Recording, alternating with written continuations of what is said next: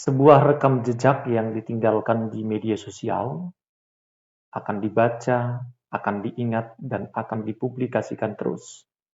Sebuah pernyataan daripada Basuki Cahayapurnama alias Ahok mengatakan bahwa Anies Baswedan direstui oleh Jokowi. Mari kita saksikan video berikut ini.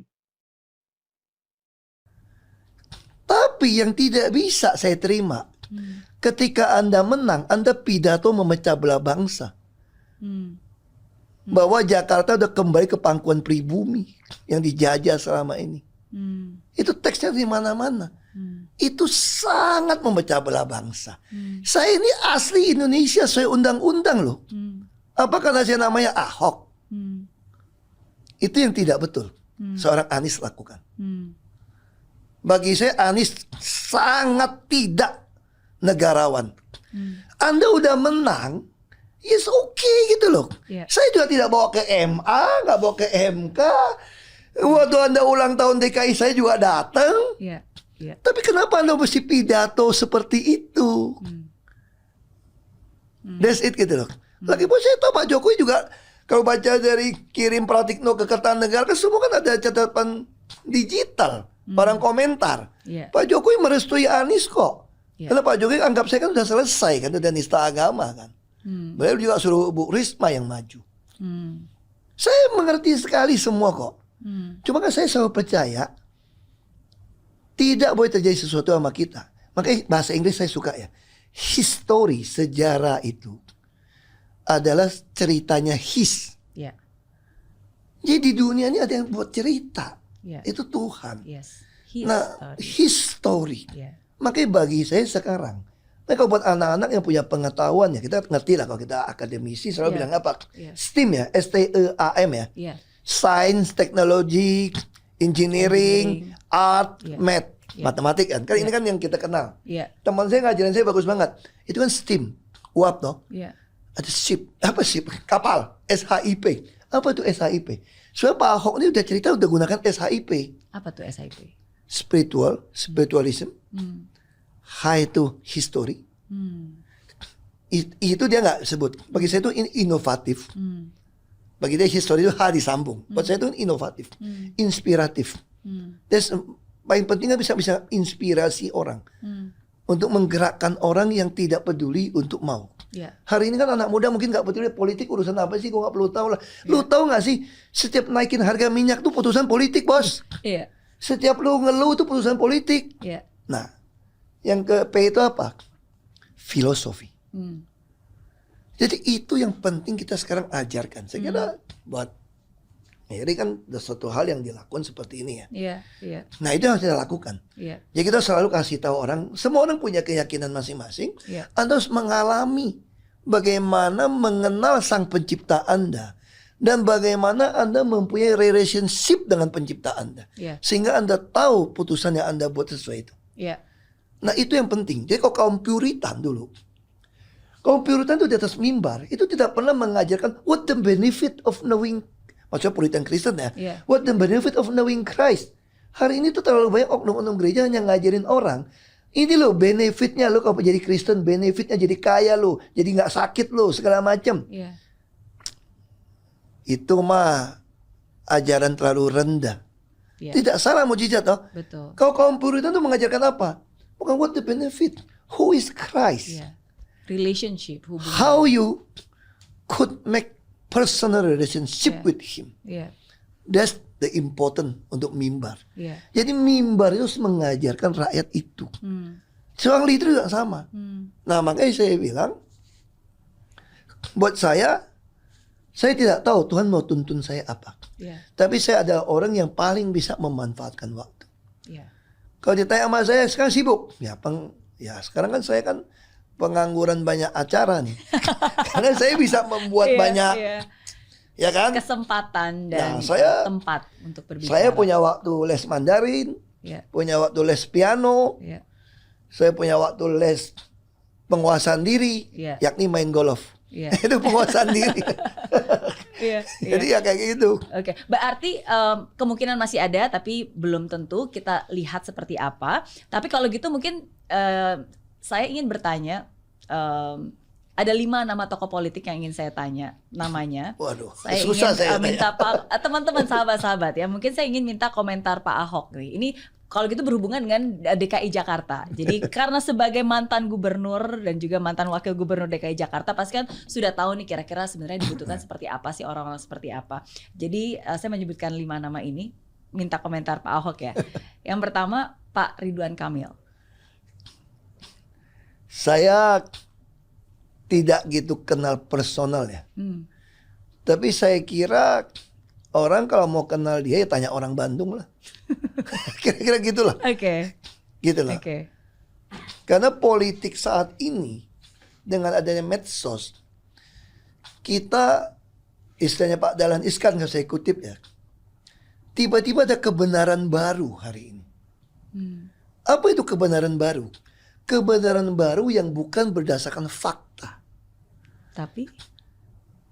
tapi berdasarkan opini, omongan narasi. orang. Ini yang terus medsos ini bekerja. Nah, makanya saya bilang saya jadi bisa bias untuk menilai orang kalau saya tidak kenal personal. Iya. Karena hari ini dan gawatnya kebenaran baru ini tidak menerima kebenaran yang berdasarkan fakta. Iya. Iya. Dan hari ini kita tidak percaya siapapun. Iya. Makanya lebih baik tanyalah sama orang yang. Iya. Karena kita kalau lihat dari medsos kita nggak kenal. Iya, karena ketika banyak orang menyuarakan satu hal bukan berarti suara itu menjadi suara yang benar gitu ya. Karena itu kebenaran baru istilah Pak Dahlan. Iya, iya. Yang bukan kebenaran. Oke. Maka itu sangat. Maka kalau saya suruh nilai orang saya sangat bingung di zaman seperti ini ya. Iya. Kalau saya pernah ngalamin, nggak usah sebut nama, udah pernah ngalamin orang yang kalau saya nyerang dia, mengatakan dia tidak baik, itu bisa setengah orang terpecah belah. Karena orang punya persepsi tentang dia itu hebat. Padahal saya hidup bareng dia. Yang ngalamin langsung. Tapi begitu saya kamai sesuatu, langsung orang marah sama saya. Nah, this is a new truth. Apakah yang Pak Ahok maksud adalah Pak Jokowi? Ya kan istilahnya saya kenal 3 orang lah. Ya, sejak awal hak angket ini kontroversi. Dan saat ini kita belum tahu kepastiannya. Karena belum ada tindakan langsung, hanya sebatas mempersiapkan apa yang perlu dipersiapkan. Namun PDI Perjuangan melalui Adian Apitupulu memastikan bahwa partainya tidak pernah diminta untuk berhenti menggulirkan hak angket. Dipastikan bahwa tidak ragu akan digulirkan terus, dan nanti akan ada waktunya untuk memanggil pihak-pihak yang terkait. Politikus PDI Perjuangan Adian Apitupulu memastikan partainya tetap maju menggulirkan hak angket kecurangan pemilihan umum 2024. Belum ada perintah dari DPP PDI Perjuangan kepada kadernya di DPR untuk berhenti menggulirkan hak angket.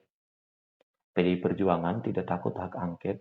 Angket itu secara konstitusi ada. Saya juga tidak pernah diminta mundur dari hak angket, kata Adian Apitupulu melalui keterangan tertulis dikutip Minggu 17 Maret 2024. Anggota Komisi 7 itu mengatakan PDI Perjuangan konsisten dalam mewujudkan hak angket. Naskah akademik lebih dari 100 halaman diklaim sudah disusun dan dalam tahap memperkuat argumentasi. Nah, kalau demikian teman-teman, berarti hak angket ini bisa dipastikan bahwa tetap berjalan. Bagaimana pihak kubu nomor 1, apakah mereka juga tetap menggaungkan, menggulirkan hak angket ini? Nah, seperti yang kita lihat bahwa 01 dan 03 itu cenderung ada kesamaannya. Kesamaannya apa? Yaitu merasa bahwa mereka dicurangi, merasa bahwa pemilu ini berjalan tidak baik karena ada kecurangan, ada kebrutalan yang terjadi dalam pelaksanaannya.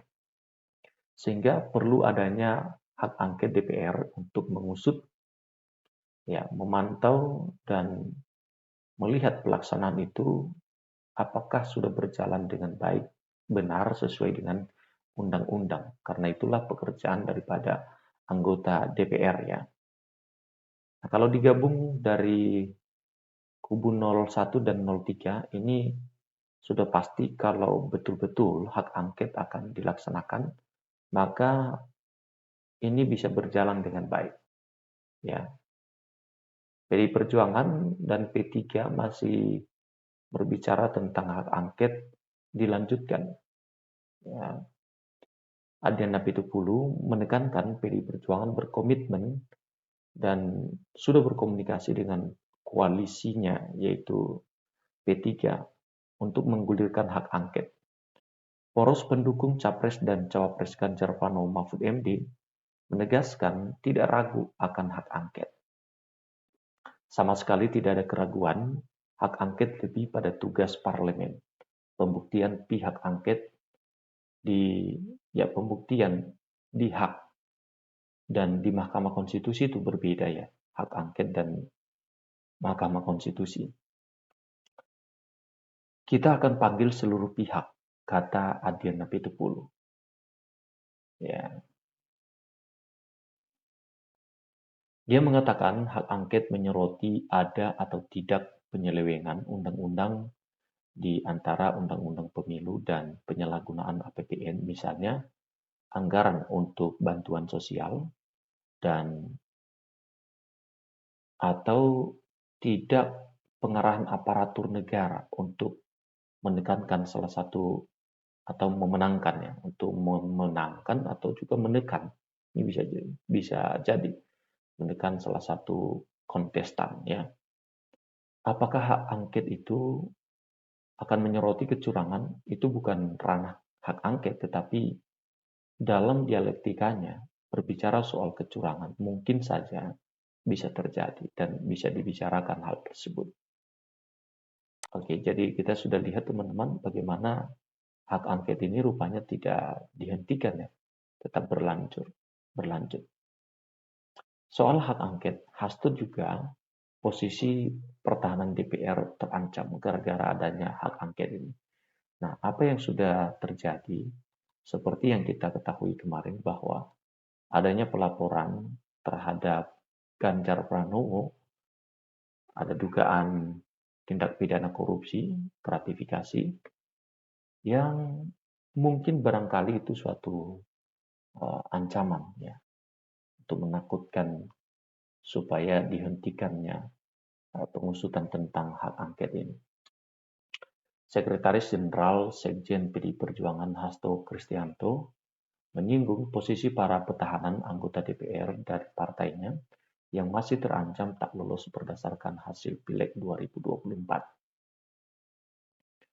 Pernyataan itu disampaikan Hasto saat dirinya ditanya rencana penggunaan hak angket untuk mendalami dugaan kecurangan pemilu dan Pilpres 2024. Hasto memastikan PDI Perjuangan bakal menggunakan hak angket di DPR secara resmi. Namun rencana itu masih menunggu momentum yang tepat.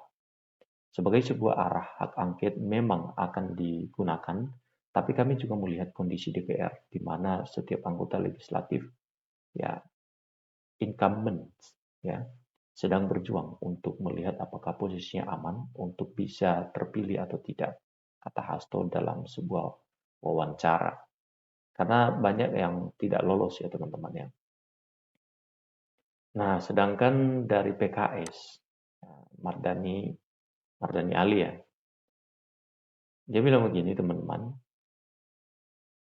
anggota Komisi 2 DPR, fraksi PKS, mengisyaratkan akan ada perkembangan proses hak angket mengusut dugaan kecurangan dalam pemilu 2024 pada pekan depan.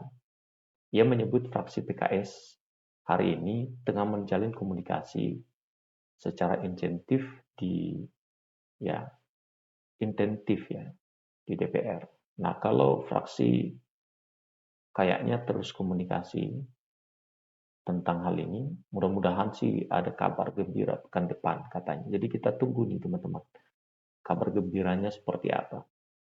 Jadi Mardani menyampaikan ia juga siap memberikan tanda tangan sebagai salah satu pengusul guna memenuhi persyaratan mengajukan hak angket.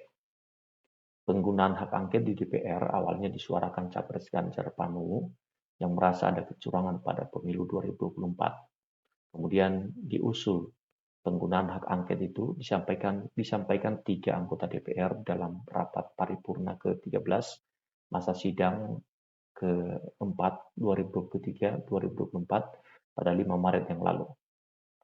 Ya, seperti yang sudah disampaikan di beberapa media ya. Kemudian itu fraksi dari PKS, kemudian juga PKB dan PDI Perjuangan. Namun usulan hak angket belum diusulkan secara resmi lewat Badan Musyawarah DPR.